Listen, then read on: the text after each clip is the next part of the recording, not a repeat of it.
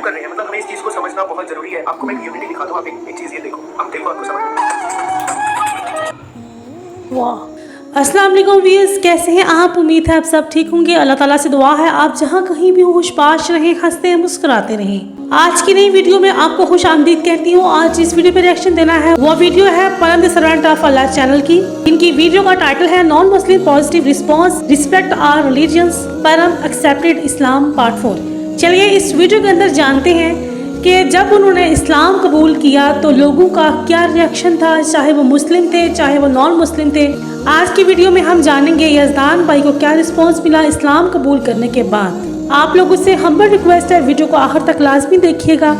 चलिए आगाज करते हैं। हमारे प्यारे नबी पैगंबर आखिर ज़मां मोहम्मद सल्लल्लाहु अलैहि वसल्लम फरमाने लगे, जो शख्स हक पे होने के बावजूद सुलह की खातिर झगड़ा छोड़ दे, आपने फरमाया कि अल्लाह ताला उसे जन्नत अता करेगा। बेशक।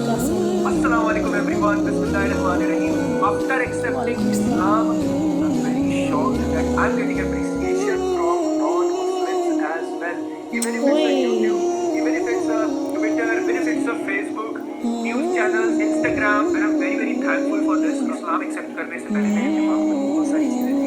ये चीज़ करने के लिए 1 साल से मैं हिम्मत जुटा रहा था, जो मेरे में नहीं आई, बिकॉज मैं बहुत सारी चीज़ें सोच रहा था। मैं अपनी फैमिली को लेकर सोच रहा था कि मेरी फैमिली को और मेरे को कोई प्रॉब्लम्स तो नहीं होगी, फेस करनी पड़ेगी, राइट। उसके बाद मैं सोचता था कि अगर मैं वीडियो डालूंगा तो वीडियो के नीचे भर के लाइक एंटी इस्लामिक कमेंट्स आएंगे, बहुत ज़्यादा गलत नेगेटिव कमेंट्स आएंगे, उससे बंदा डीमोटिवेट होता है। पता है आपको मैं एक चीज़ बताता हूँ, अगर मेरी वीडियो के नीचे 1 लाख पॉजिटिव कमेंट्स हैं, बट उसके साथ साथ सिर्फ 1 lakh is equal to 10 negative comments है, तो वो 10 नेगेटिव कमेंट्स से भी फर्क पड़ता है। I don't know why, because मैंने कमेंट्स देखे कि व्यूज़ के लिए आजकल यूट्यूबर्स क्या क्या कर रहे हैं, और फिर उसके बाद जो अपने धर्म का नहीं हो सका वो किसका हो सकता है, उसके बाद गाली गलौज करना। तो ये थोड़े मतलब 99% पॉजिटिव है ऑफकोर्स, बट 1% नेगेटिव, बट उससे भी फर्क पड़ता है। लेकिन यहाँ पे दर्द होता है। सच कहता हूँ, मैं चीज़ बताता हूँ, जो लोग ऐसे बोलते हैं ना पैसों के लिए या फिर व्यूज़ के लिए किया है ये सारी चीज़ें, तो इस्लाम कबूल करने से पहले भी पैसे की तो कमी नहीं थी, अल्हम्दुलिल्लाह मेरे पास। मैं काफ़ी अच्छा काम करता हूँ, मैं काफ़ी अच्छा कमा लेता हूँ। बहुत सारे लोगों को ये चीज़ पता भी होगी, एंड ऐसा तो है नहीं कि यूट्यूब पे व्यूज़ बढ़ने की वजह से मैं बहुत करोड़ों में कमाना स्टार्ट कर दूंगा, और कर भी दूंगा तो वो अपनी मेहनत से करूँगा। तो इसमें ये चीज़ मतलब समझ नहीं आई मेरे को, क्या सीन है। कोई बात नहीं, जब कुछ अच्छा होता है तो बुराई भी आती ही है आपके सामने, राइट। फैक्ट सबके सामने रखना चाहता हूँ हमारे हिंदुस्तान के बारे में, एंड ये बहुत ज़रूरी फैक्ट है जिसको बहुत सारे लोग निगलेक्ट करते हैं, जिसको बहुत सारे लोग नज़रअंदाज करते हैं, विच इज़ हिंदू मुसलमान की यूनिटी। चीज़ बताता हूँ, मैं एक कॉर्पोरेट कंपनी में काम करता हूँ, वहाँ पे हिंदू मुस्लिम सिख ईसाई सारे मिलके काम करते हैं।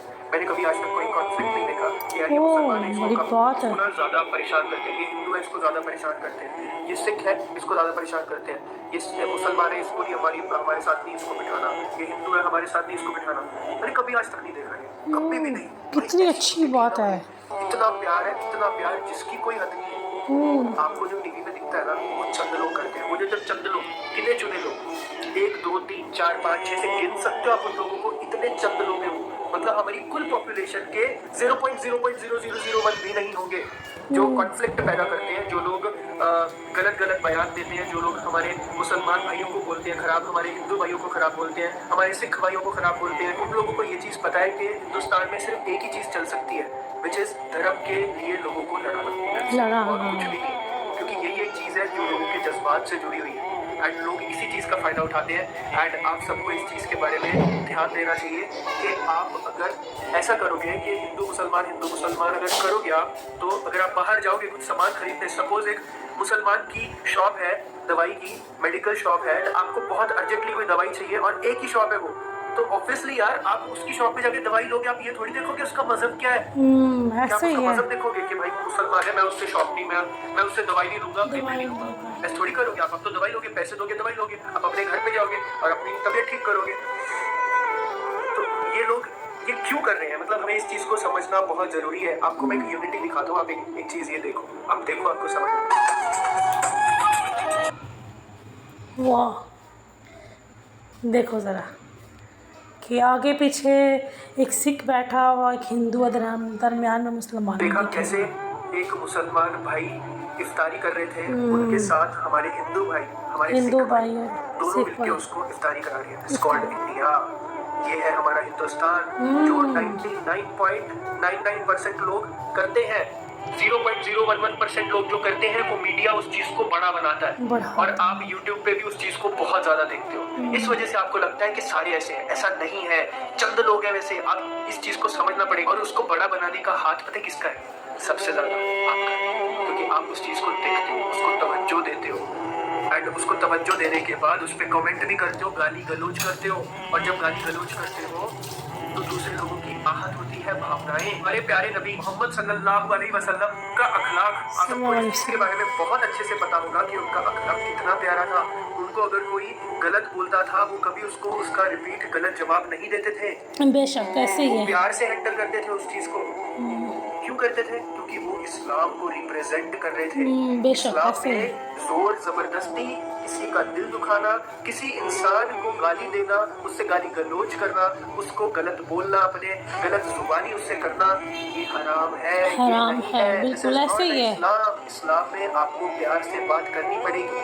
नबी सल्लल्लाहु अलैहि वसल्लम से अगर आप प्यार करते हो तो आपको उनके कदमों पे चलना पड़ेगा, नक्शे कदमों पे, तभी आप आगे बढ़ सकते हो ना। सही से अपना दीन रिप्रेजेंट नहीं करते, ये बहुत बुरी बात है, बहुत बुरी बात है। मैं आप सबको यही चीज़ एक दिखाना चाहता था कि हमारे देश में बहुत अच्छी यूनिटी है एंड आई विश कि ये यूनिटी को बरकरार रखें सब। जितने भी लोग हमारी वीडियो देख रहे हैं बाहर के मुल्कों से, उनको ऐसा लगता है कि हिंदुस्तान में ऐसा हो रहा है, बट ऐसा नहीं हो रहा है। इट जस्ट दैट बहुत कम लोग ऐसा कर रहे हैं। मैं सच्चाई बता रहा हूँ आपको, ऐसा कुछ भी प्रॉब्लम नहीं है। वो बहुत चंद लोग हैं जो ऐसा गलत काम करते हैं, बट सारे मिल के रहते हैं, खुशहाल रहते हैं, अच्छे से रहते हैं। This is the truth of Hindustan. So आप इस चीज़ को हमेशा ध्यान रखो। दिस इज माई रिक्वेस्ट कि हमारे हिंदुस्तान के बारे में कुछ भी गलत मत सोचो, क्योंकि यहाँ पे सारे इंसान मिल के रहते हैं, राइट? क्योंकि मैंने बहुत सारे लोगों को ना ये मैसेज करते हुए देखा है कि आपने कहाँ पे इस्लाम कबूल कर लिया, आपको बहुत प्रॉब्लम होगी, आपको लोग बहुत ज़्यादा। मैं आपको बोलूँ कि 2 या 3 धमकी भरे मैसेज आए होंगे, 2 या 3 धमकी भरे मैसेज।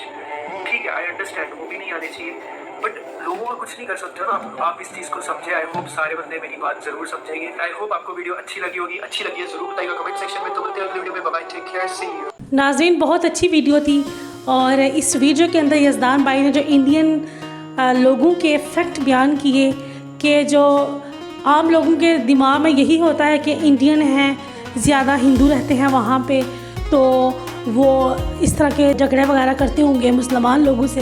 लेकिन आज की वीडियो देखकर ये बात 70% क्लियर हुई कि जो है ना, जो मीडिया दिखाता है वो 100% सच नहीं होता। और इस वीडियो के अंदर यज़दान भाई ने जो वीडियो दिखाई कि किस तरह से एक हिंदू भाई, एक सिख भाई, एक मुसलमान भाई को रोज़ा इफ्तार करवा रहे थे, कितना अच्छा इम्पैक्ट पड़ता है, कितनी यूनिटी है उनके अंदर। वो बहुत अच्छी हदीस थी और उन्होंने जो कहा कि हमें नबी सल्लल्लाहु अलैहि वसल्लम के नक्श कदम पर चलना है, इसमें कोई शक नहीं कि ये मेरा अपना ओपिनियन है कि हमें अगर एक अच्छा मुसलमान बनना है, एक माशरे के सामने इस्लाम की अच्छी शक्ल रखनी है, या एक इस्लाम को एक अच्छे तरीके से रिप्रेजेंट करना है, या इस्लाम को एक अच्छे तरीके से रिप्रेजेंट करना है, तो आपको नबी सल्लल्लाहु अलैहि वसल्लम की तालीमात पर अमल करना होगा। क्योंकि अगर आप नबी सल्लल्लाहु अलैहि वसल्लम की सीरत का मुतालिया नहीं करेंगे, आप ना हम्बल बन सकते हैं, ना वो आपके अंदर सब्र का एलिमेंट आ सकता है, ना आपके अंदर बर्दाश्त आ सकती है, ना कुछ और चीज़। ये सब बरकतें उसी वक्त इंसान को हासिल होंगी, मुसलमानों को, जब वो नबी सल्लल्लाहु अलैहि वसल्लम की तालीमात का, सीरत का दिल से मुतालिया करेंगे। ये मेरी अपनी ज़ाती राय है। वीडियो के नीचे कुछ लोग कमेंट्स भी करेंगे कि वीडियो में ऐसी बात नहीं हुई थी, क्योंकि जब हम रिएक्शन देते हैं तो हमें कुछ अपना ओपिनियन भी रखना होता है कि इस वीडियो के अंदर क्या कुछ देखा, क्या कुछ समझ आया, और इसमें जो कुछ हमें समझ आता है या जो कुछ हमें पता होता है हमें ज़रूर आवाम को बताना चाहिए। ये थी आज की वीडियो। उम्मीद है आप पसंद करेंगे। अगर वीडियो पसंद आए इसे लाइक कीजिएगा, शेयर कीजिएगा, चैनल को ज़रूर सब्सक्राइब कीजिएगा। मिलते हैं एक नेक्स्ट वीडियो में, एक नेक्स्ट रिएक्शन के साथ। अपना बहुत सा ख्याल रखिएगा। अल्लाह निगहबान।